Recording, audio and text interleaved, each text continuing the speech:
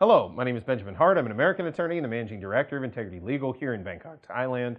As the title of this video suggests, we're discussing the possible consequences for those who violate rules related to the Phuket Sandbox initiative once they're in the quote-unquote sandbox. And got this from a recent article in the Phuket News. That's phuketnews.com.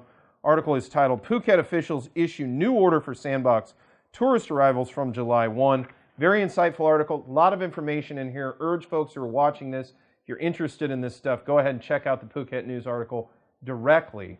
Now, this, we're quoting directly from, they actually translated, and thank you to them, hats off to the Phuket News. They actually translated the order, the new order that's bringing this Phuket Sandbox, these protocols online. And here in Article 8, violation of non-compliance with orders or measures. 1. In the case of aliens entering the kingdom, violation of the Communicable Diseases Act, BE 2558, may be punishable according to Section 51 and Section 52.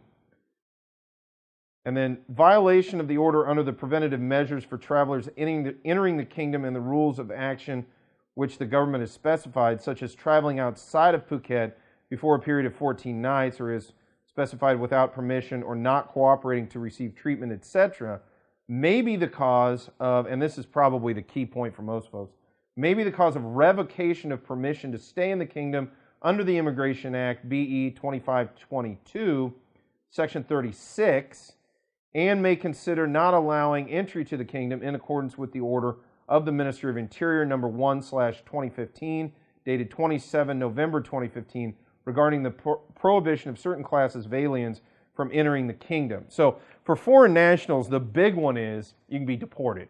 That's the big one. Now, here's the downside, and I can tell you from having dealt with deportees in the past, you know, it's not like flights are just coming and going to and from Thailand to specific countries all that readily compared to most times. So if you get deported, you could end up detained, and you could end up detained for a rather prolonged period of time.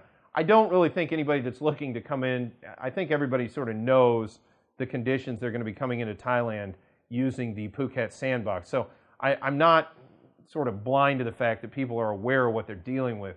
But just for those out there who are curious about this, understand that, you know, if you violate the terms of the Phuket Sandbox, you can be deported, and it may not be instantaneous. It may not be, you know, I'm found in violation and I'm on a plane that evening. No, you could end up in detention for a prolonged period of time.